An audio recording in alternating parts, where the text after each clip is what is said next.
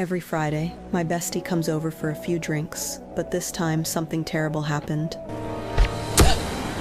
Through my security cameras, I witnessed this horrifying scene unfold. Just as the intruder was about to reach my front door, I quickly reacted, locked the door from inside before they could get in, and immediately activated my security system. Using this brief window of time, I frantically grabbed my phone and called the police. But here's the bad news. Due to a sudden downpour outside, plus my house being in a pretty remote location, police would take at least an hour to get here. No choice. I had to put all my hope in the security company. The operator was clearly inexperienced. After hearing what happened, she was completely lost. So nervous she could barely breathe. There were other colleagues on duty that night, so she immediately transferred me to Mike, who had way more experience. Mike wasn't like that girl from before. He calmly analyzed the situation. Here I am, just me and my kid. No way we could take on these robbers. There were 3 of them, and each one was clearly well trained. A head-on confrontation would be foolish, so Mike immediately told us to find somewhere to hide, try to buy as much time as possible. While we were on the call, the criminals had already planted explosives.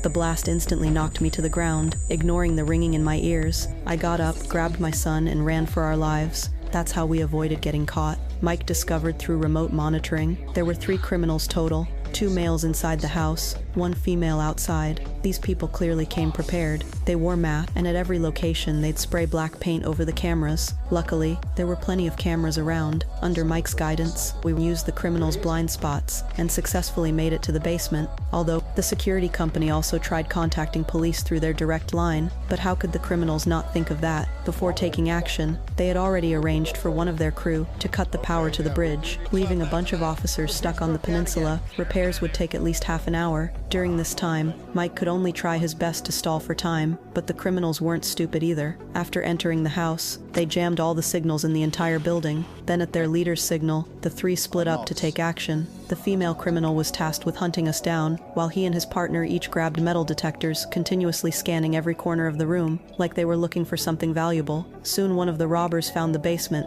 I quickly had my son hide in the ventilation shaft, while I hid in the closet nearby. Before long, the robber found our hiding spot. Hearing the beeping from the metal detector, the robber grabbed a hammer and started smashing the wall. Behind the wall were 2 iron posts. The posts extended all the way to the kitchen, opening the hidden secret door. Inside was clearly a safe. Looks like this was their real target. Meanwhile, my son brought me some good news. Turns out he thought our home Wi-Fi was too slow, so for years he'd been using the neighbor's internet. This way they could use internet calling to reconnect with Mike. I successfully contacted the security company again. With lives on the line, Mike couldn't waste any more time.